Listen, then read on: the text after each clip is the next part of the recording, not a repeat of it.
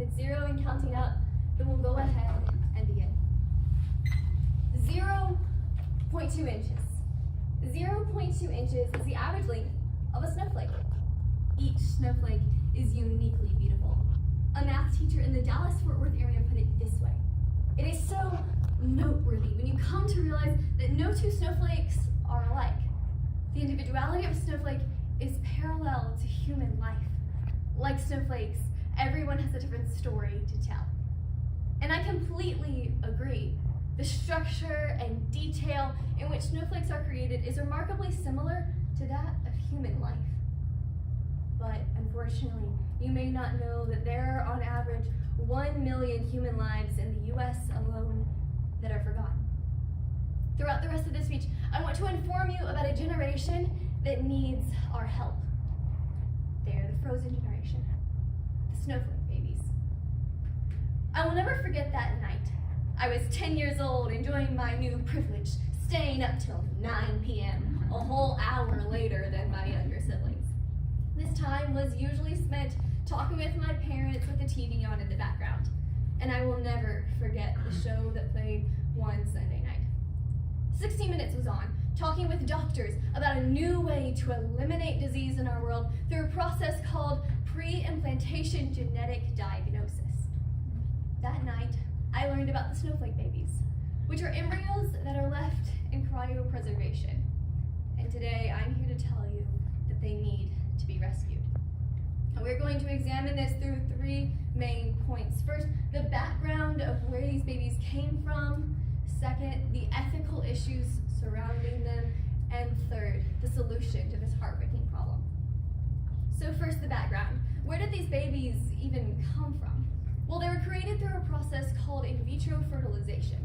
In vitro fertilization is the process of extracting eggs, retrieving a sperm sample, and then manually combining the two in a laboratory dish as an assisted reproductive technology. So why use IVF? Well, for most, the decision is made for reasons of infertility. But as I learned on 60 Minutes, some couples choose IVF for reasons of genetics. The New York Times reported that this possibility opens the door to genetic testing, which can lead to termination of embryos that are genetically flawed. Dr. Jeffrey Steinberg of the Fertility Institute offers pre-implantation genetic diagnosis, advertising a 99% chance that you will have a child of a certain gender, or improving the odds that a baby will have a desired eye color, practically casting himself as the Benjamin Moore of the laboratory with his choice of 30 shades of blue eyes. Playing with human life as if we were as pointless as paint colors. Now, I want to lay down a foundational belief that I hope we can all agree on. Life begins at conception. Now, I know this is something commonly accepted and said in Christian circles, but let's review it really quickly anyway. In Luke 1, God tells us that John leapt for joy in response to Jesus' presence, even though both of them were still inside the womb at that time. Life beginning at conception isn't a hard thing for us to grasp if the baby is inside the womb, moving and kicking. But no matter where the connection of egg and sperm happens, there is still life.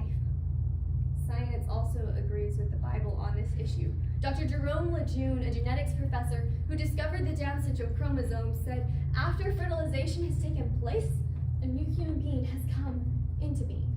This is no longer a matter of taste or opinion. Each human being has a very neat beginning at conception. Psalm 139 agrees with this idea, saying, your eyes saw my unformed body. All the days ordained for me were written in your book before one of them came to be. Clearly, each embryo has life. Now, let's move on to some of the ethical issues surrounding these children. After a successful IVF process, many families will have several leftover embryos. And freezing these embryos comes with a risk to their lives in general. Dr. Jennifer Law, the director for the Center of Bioethics and Culture, said, a lot of embryos die, making their way from the petri dish and into the freezer. And we know a lot of embryos die in the thawing process because we were not meant to be frozen. But if frozen successfully, couples can choose to do one of 4 things with their embryos. They can choose to keep and carry their embryos, donate them for adoption, donate them to science, or terminate them. Now, I hope we can all agree that termination is destruction of human life and should not be condoned, just like abortion.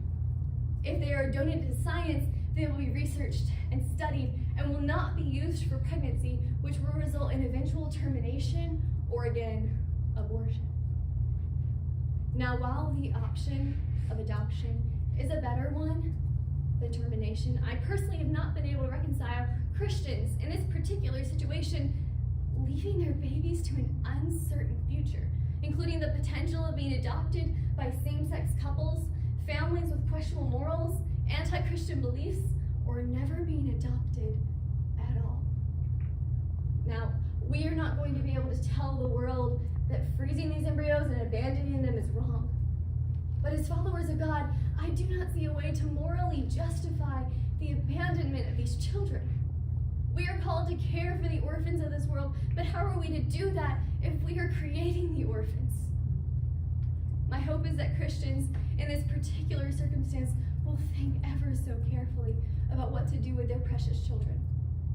And that Christians who are watching their friends go through infertility will take that hard first step in discussing these issues with their friends.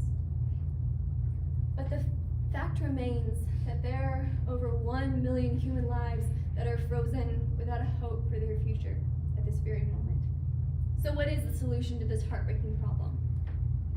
Well, while it's sad that these babies are abandoned, God desires for them to be rescued in the same way that He rescued us, through adoption.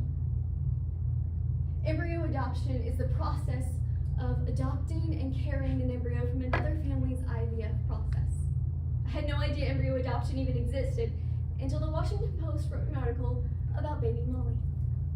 Baby Molly Gibson's embryo was frozen in October of 1992, making her embryo 28 years old before her birth in October of 2020.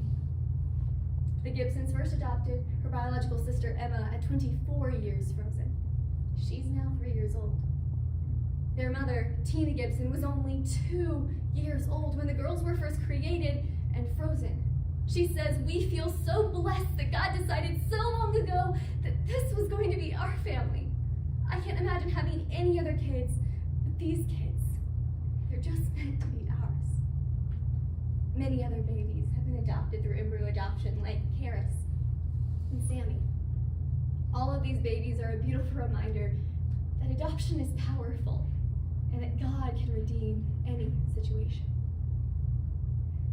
So at this point, you may be wondering why some random teenage girl is talking to you about this particular topic. Well, I want to have kids someday, and I found out recently I might not be able to. Now, I definitely don't know that for sure, and I trust that God can do amazing things. But that possibility does make me think ever so carefully about my future. Now, the possibility of infertility has not changed my passion and love for kids. It's been with me since I was a little girl, and it's stuck with me since. But I do believe God placed this possibility on my heart so that I may be ready for whatever lies ahead. Every single embryo is a life, and each one is created in God's image. Even though science may have had a hand in physically creating them, each baby boy or girl created in that IVF lab is handcrafted by God. Matthew 18:10 says, "See that you do not despise one of these little ones, for I tell you that in heaven their angels always see the face of my Father who is in heaven." An eighth of an inch. An eighth of an inch is the size of a snowflake baby. Every single snowflake baby is uniquely beautiful and deserves the chance to live. May God's people, you and I, be the answer to the snowflake.